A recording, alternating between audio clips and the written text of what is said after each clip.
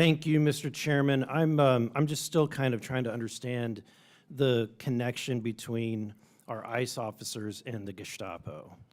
I think the statement was horrific.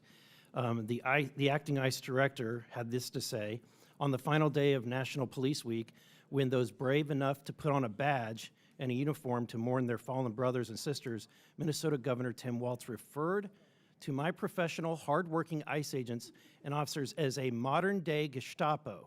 This is abhorrent, dehumanizing, and ignorant comments should not be tolerated. It seems that Mr. Walz prefers violent criminal aliens are released into Minnesota's communities. If the governor doesn't like the laws, he's free to advocate that Congress change them, but he should refrain from putting ICE officers in danger by likening them to one of the most appalling groups in history. Assaults against ICE officers are up over 400% from this time last period. And part of that is because politicians like Governor Walz are careless with their politically motivated rhetoric. He should issue an immediate apology to the men and women protecting his communities. Governor Hochul, do you agree with the statements that Governor Walz said? Do you agree with the characterization that ICE agents are Gestapo? I don't use language like that in describing anyone. My view is that we respect our law enforcement, but also in a case where people have gone too far, they should be called out. Do you agree with that association?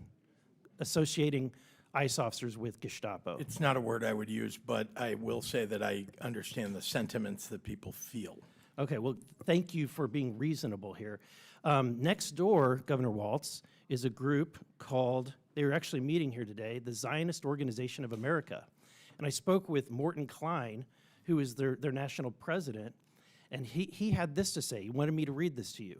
As a child of Holocaust survivors who lost almost my whole family to Gestapo Nazis, I find Governor Walz comparing Americans to ICE officials to Nazis a dramatic insult.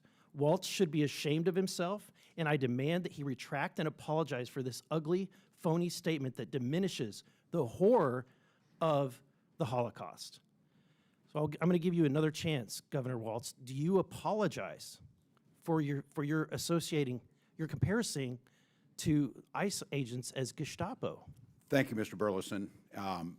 What I said is using a historical reference on authoritarianism, watching in my state and across this country, Governor Walz, it's a simple question. Covered faces. Will you apologize to this Jewish community?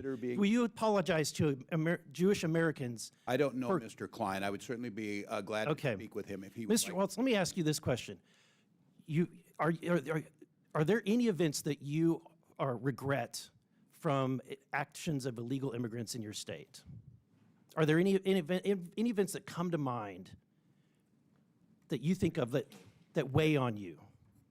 I certainly think any something that harms someone, all of So let me give you an idea. Minnesota, your state, April 25th, ICE arrested an illegal alien from Ecuador charged for criminal sexual conduct with a child. Again, in Minnesota, in May 8th, ICE arrested an illegal alien from Mexico for selling heroin, meth, and fentanyl.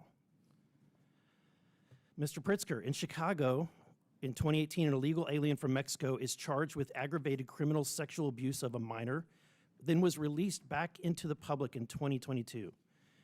And then Governor Hochul in New York, again, a Mexican national was charged, but this time for slashing a victim with a machete, and then released in January of this year, ignoring ICE detainers and federal warrant.